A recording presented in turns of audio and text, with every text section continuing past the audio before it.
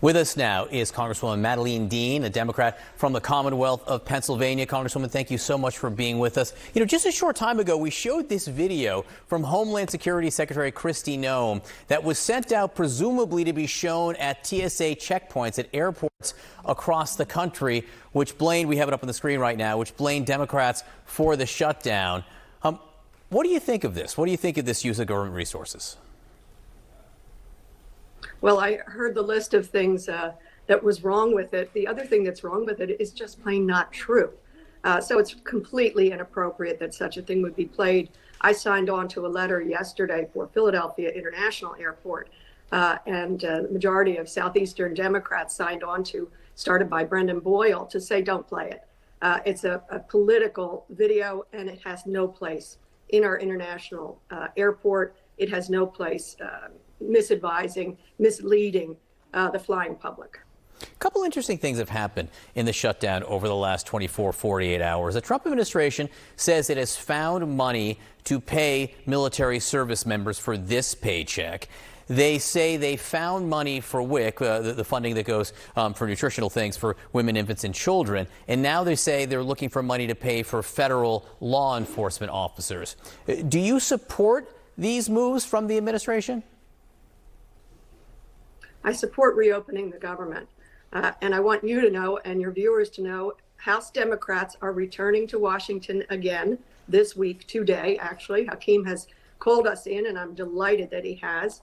We stand ready for the third week in a row to do the job of reopening the government. But contrast that with the Speaker.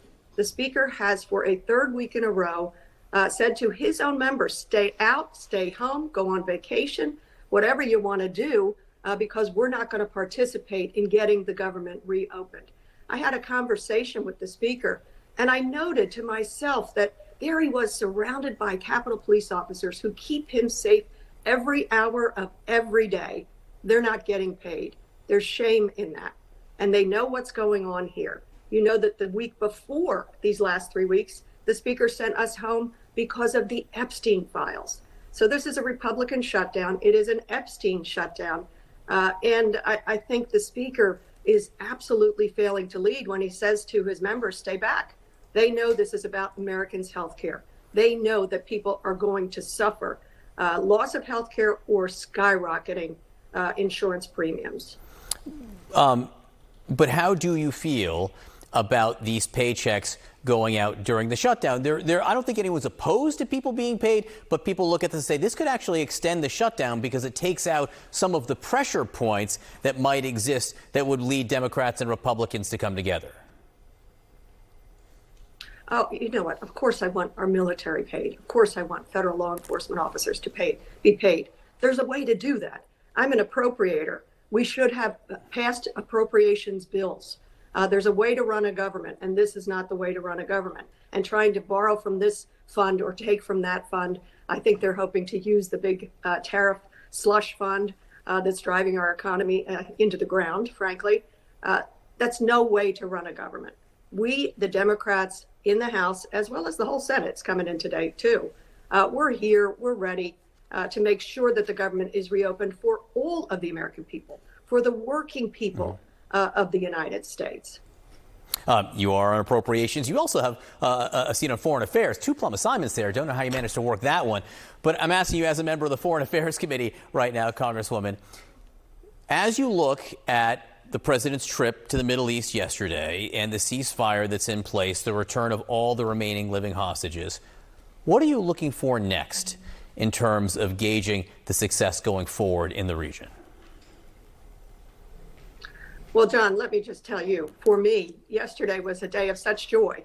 You know, I wear this dog tag, bring them home now. And to see the live 20 hostages return, what joy. I can't imagine, frankly. I've met with their families. I've met with hostages, and just extraordinary joy. I'm delighted, and I give President Trump credit for that. Of course, we still have the remains of 24 deceased hostages yet to come home. So I'll continue to wear this until the last is home. So what do I hope now? That the president stays focused on it. And along with our partners in the Middle East and around the world, we move forward toward peace, restoration of some semblance of Gaza rebuilding, humanitarian aid rushing in as we are seeing it, an end to this suffering. As I said, I felt just extraordinary joy. I also feel sadness that so many suffered for so very long, so many lives lost, almost 70,000 it is estimated, half of those women and children. I've met with those children. I've met with mothers with their children who have suffered amputations and other life-threatening injuries. The suffering has been unbearable. So my prayer is for the return of all of the hostages, an end to the suffering, and a two-state peaceful solution.